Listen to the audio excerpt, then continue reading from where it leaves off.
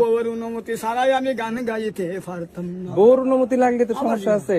না বউয়ের কথা না চলিলে সংসারে ঝামেলা, তারে লইয়া করছি সংসার, তারে লইয়া 20 বছর দাঁড়াইছি, সে কথা শুনন লাগবো নাহলে জিগাইব